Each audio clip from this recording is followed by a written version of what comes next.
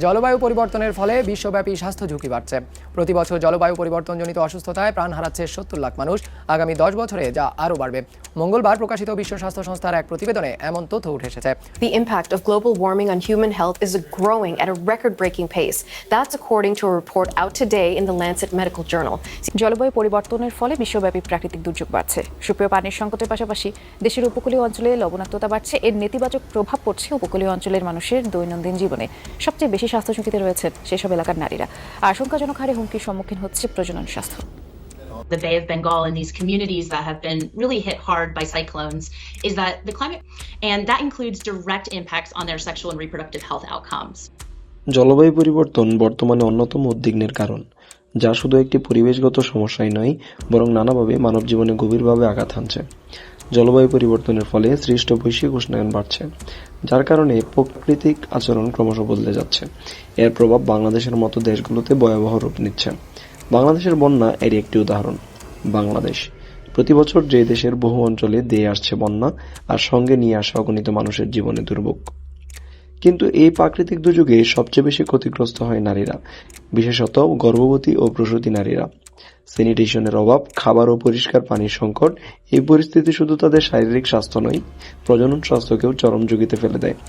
বন্যার সঙ্গে পাল্লা নিয়ে প্রতিনিয়ত বাড়ছে জলবায়ু পরিবর্তনের প্রভাব, যার ফলাফল হিসেবে নারীদের প্রজনন স্বাস্থ্যে একটি বিরূপ প্রভাব পড়ছে।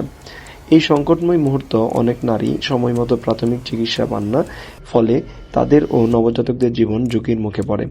চলুন এই সংক্রান্ত কিছু বাস্তব আলোকচিত্র দেখে আসা যাক। বন্যার সময় খুলনার ছোট্ট একটি গ্রামে বসবাস করতেন রুকু, একজন গর্ভবতী নারী। তার প্রসবের সময় ঘনিয়ে আসছিল, কিন্তু বন্যার কারণে রাস্তা বন্ধ হয়ে যাওয়ায় হাসপাতালে পৌঁছানো সম্ভব হচ্ছিল না।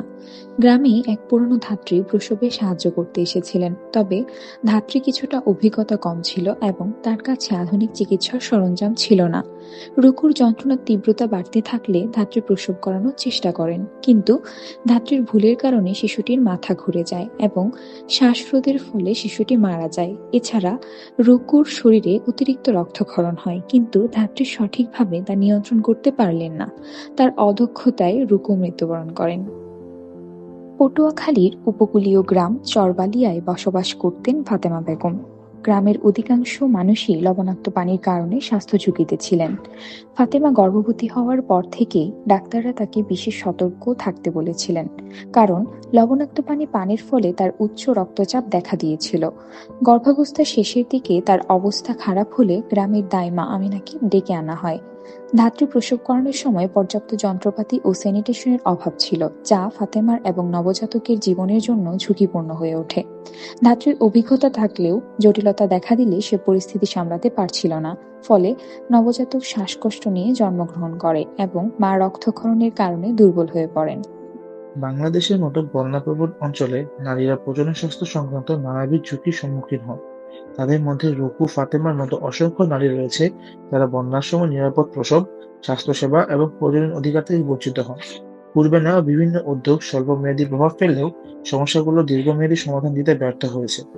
এই প্রজেক্টের মূল লক্ষ্য হলো দক্ষ মিডওয়াইফদের প্রশিক্ষণের মাধ্যমে বন্যা কবলিত অঞ্চলে নারীদের প্রজনন স্বাস্থ্যসেবা পৌঁছানো এবং তাদের স্বাস্থ্য অধিকার নিশ্চিত করা। এটি একটি টেকসই এবং কার্যকর সমাধান হতে পারে, যা নারীদের স্বাস্থ্য ও ক্ষমতায়নে গুরুত্বপূর্ণ ভূমিকা পালন করবে। কয়েকটি বাস্তব আলোকচিত্রের মাধ্যমে আমরা দেখেছি নারীরা বিভিন্ন ধরনের প্রজনন সংক্রান্ত জটিল সমস্যায় ভুগছেন। চলুন ধাত্রীদের উপযুক্ত প্রশিক্ষণের মাধ্যমে কিভাবে দুর্যোগ প্রবণ এলাকাগুলোতে উক্ত সমস্যাগুলো লাঘব করা যায় তা দেখে আসা যাক। কর্মশালা, পরিকল্পনা ও প্রস্তুতি। কিছু ধাপ অনুসরণ করার মাধ্যমে এবং সুসংগঠিত পরিকল্পনার মাধ্যমে প্রজনন স্বাস্থ্য সংক্রান্ত সমস্যার কার্যাবলী ও দীর্ঘমেয়াদী সমাধান দেওয়া যাবে। প্রথম ধাপ হলো একটি প্রশিক্ষণ কর্মশালা তৈরি করা।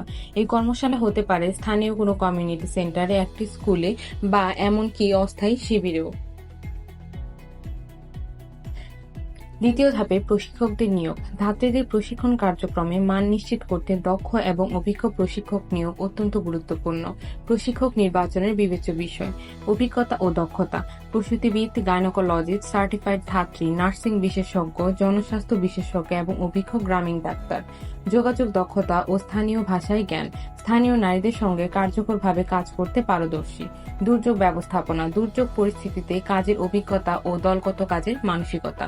ট্রেনিং বিশেষজ্ঞ, প্রশিক্ষণ কার্যক্রম পরিকল্পনা ও দক্ষতা মূল্যায়নে অভিজ্ঞ। সংস্থান, জাতীয় এবং আন্তর্জাতিক সংস্থা যেমন UNFPA, WHO থেকে অভিজ্ঞ প্রশিক্ষক নিয়োগ এবং ট্রেন দ্য ট্রেনার মডেলের মাধ্যমে নতুন প্রশিক্ষক তৈরি। স্থানীয় স্বাস্থ্য ও পরিবার পরিকল্পনা কল্যাণ অধিদপ্তরের সঙ্গে সমন্বয় করে কার্যক্রম পরিচালনা। তৃতীয় ধাপে ধাত্রী নির্বাচন। স্থানীয় নারীদের ধাত্রী হিসেবে প্রশিক্ষণের জন্য নির্বাচন করতে হবে, কারণ তারা কমিউনিটির ভেতরে থেকে দ্রুত পৌঁছাতে পারবেন। সেক্ষেত্রে পূর্বে স্বাস্থ্যসেবায় অভিজ্ঞ নারীদের অগ্রাধিকার দেওয়া যেতে পারে। তাছাড়া স্থানীয়দের সংস্কৃতি, ভাষা ও প্রেক্ষাপট সম্পর্কে জ্ঞান থাকে, যা কার্যকারিতা বাড়ায়। এভাবে ধাত্রী নির্বাচন শেষ হলে বিভিন্ন পদ্ধতি অবলম্বনের মাধ্যমে তাদের প্রশিক্ষণ কাজ সম্পন্ন করা হবে। প্রশিক্ষণ কার্যক্রম এমনভাবে তৈরি করতে হবে যাতে এটি সহজ, স্বাভাবিক, ব্যবহারিক এবং স্থানীয় সমস্যার সঙ্গে খাপ খায়। চতুর্থ ধাপে রয়েছে প্রশিক্ষণের বিষয়বস্তু। মানবদেহের প্রজনন অঙ্গ সম্পর্কে মৌলিক জ্ঞান প্রদান এবং গর্ভাবস্থার বিভিন্ন ধাপ এবং প্রসবকালীন জটিলতার পূর্বাভাস চিহ্নিত করার কৌশল শেখানো হবে। প্রজনন স্বাস্থ্য ও নিরাপদ প্রসব, গর্ভাবস্থা ও প্রসবকালীন জটিলতা চিহ্নিত করা, স্বাভাবিক প্রসব পরিচালনা, জরুরি সেবায় দক্ষতা এবং স্বাস্থ্যকেন্দ্রের সঙ্গে সমন্বয়। জরুরি পরিস্থিতি মোকাবেলা, বন্যার সময় স্বাস্থ্যবিধি, স্যানিটেশন বজায় রাখা, সংক্রামক রোগ প্রতিরোধে ঔষধ ব্যবহারের কৌশল, মানসিক স্বাস্থ্য ও অধিকার সচেতনতা, নারীদের যৌন ও প্রজনন অধিকার বিষয়ে সচেতনতা এবং মানসিক চাপ মোকাবেলা। স্থানীয় সম্পদ ব্যবহার, সীমিত সরঞ্জামে প্রাথমিক চিকিৎসা ও স্থানীয় পরিবেশগত চ্যালেঞ্জ মোকাবেলায় নারীদের দক্ষ করে তোলা হবে। পঞ্চম ধাপটি হতে পারে প্রশিক্ষণ মাধ্যম। ধাত্রীদের দক্ষতা উন্নত করতে একটি সমন্বিত প্রশিক্ষণ পদ্ধতি গ্রহণ করা অপরিহার্য। তাত্ত্বিক জ্ঞান, ব্যবহারিক অভিজ্ঞতা এবং বাস্তব পরিস্থিতি অনুকরণের মাধ্যমে ধাত্রীদের এমনভাবে প্রশিক্ষিত করা সম্ভব যা তাদের দুর্যোগপ্রবণ এলাকাগুলোতে টেকসই ও কার্যকর সেবা প্রদান করতে সক্ষম করে তুলবে। তাত্ত্বিক জ্ঞান, সচিত্র ম্যানুয়াল, সহজ ভাষায় চিত্রসহ ম্যানুয়াল স্বাভাবিক প্রসব ও জটিলতার বিষয়গুলো বোঝায়। ভিডিও উপস্থাপনা, ভিজুয়ালের মাধ্যমে জরুরি পরিস্থিতি মোকাবেলার কৌশল শেখানো। স্থানীয় ভাষায় উপস্থাপনা, সহজবোধ্য ভাষায় প্রশিক্ষণ উপকরণ যা শেখাকে কার্যকর করে। ব্যবহারিক অনুশীলন, রোল প্লে, বাস্তব পরিস্থিতি অনুকরণ করে সিদ্ধান্ত গ্রহণের দক্ষতা অর্জন। মক ডেলিভারি, মডেল বা পুতুলের মাধ্যমে প্রসব অনুশীলন। সিমুলেশন ট্রেনিং, ডেমো সরঞ্জামের ব্যবহার, মডেল ও সরঞ্জামের মাধ্যমে বাস্তব অভিজ্ঞতা অর্জন। দুর্যোগ পরিস্থিতির অনুকরণ, সংকটময় পরিস্থিতিতে পরিষেবা প্রদানের প্রস্তুতি। পারফরম্যান্স মূল্যায়ন, অনুশীলনের মান যাচাই ও উন্নতির পরামর্শ। এই সমন্বিত পদ্ধতি ধাত্রীদের তাত্ত্বিক ও ব্যবহারিক দক্ষতা বাড়িয়ে বাস্তব পরিস্থিতিতে টেকসই সেবা প্রদানে সক্ষম হবে। ষষ্ঠ ধাপটি হতে পারে পর্যবেক্ষণ এবং সনদ প্রদান। ধাত্রী প্রশিক্ষণের ধারাবাহিকতা বজায় রাখতে এবং তাদের যোগ্যতা নিশ্চিত করতে পর্যবেক্ষণ ও সনদ প্রদানের ব্যবস্থা রাখা হয়েছে। প্রশিক্ষণ মূল্যায়ন, প্রশিক্ষণ শেষে ব্যবহারিক পরীক্ষার মাধ্যমে ধাত্রীদের দক্ষতা যাচাই করা হবে। সনদ প্রদান, সফল প্রশিক্ষণার্থীদের সনদ প্রদান করা হবে যা তাদের যোগ্যতা ও মর্যাদাকে স্বীকৃতি দেবে। স্থানীয় নিয়োগ, সনদপ্রাপ্ত ধাত্রীদের স্থানীয় স্বাস্থ্যকেন্দ্র, কমিউনিটি ক্লিনিক এবং আশ্রয় কেন্দ্রে নিয়োগ দেওয়া হবে যা কর্মসংস্থান নিশ্চিত করার পাশাপাশি নারীদের স্বাস্থ্যসেবা সহজ করবে। সপ্তম ধাপটি হতে পারে স্থানীয়ভাবে কর্মসংস্থান নিশ্চিতকরণ। ধাত্রীদের কার্যকরী ভূমিকা পালন নিশ্চিত করতে তাদের স্থানীয় পর্যায়ে সরাসরি সম্পৃক্ত করা হবে। স্থানীয় সেবা প্রদান, প্রশিক্ষিত ধাত্রীদের স্বাস্থ্যকেন্দ্র বা কমিউনিটি গ্রুপের সঙ্গে যুক্ত করে গর্ভবতী নারীদের সেবা প্রদানে সম্পৃক্ত করা হবে। কমিউনিটি সাপোর্ট, ধাত্রীদের ভূমিকা সম্পর্কে সচেতনতা তৈরি করে পরিবার ও গর্ভবতী নারীদের সঙ্গে তাদের সংযোগ স্থাপন করা হবে। আস্থা অর্জন, নারীদের সঙ্গে সম্পর্ক গড়ে তুলে সংকট মোকাবেলায় ধাত্রীদের পরামর্শ গ্রহণে উৎসাহিত করা হবে।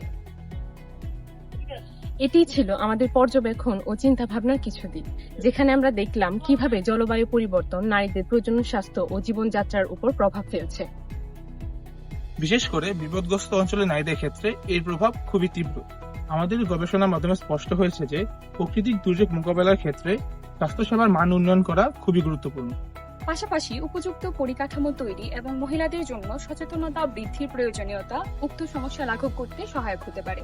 সর্বোপরি প্রজনন স্বাস্থ্য ঝুঁকি লাঘব করা একটি ধীর প্রক্রিয়া।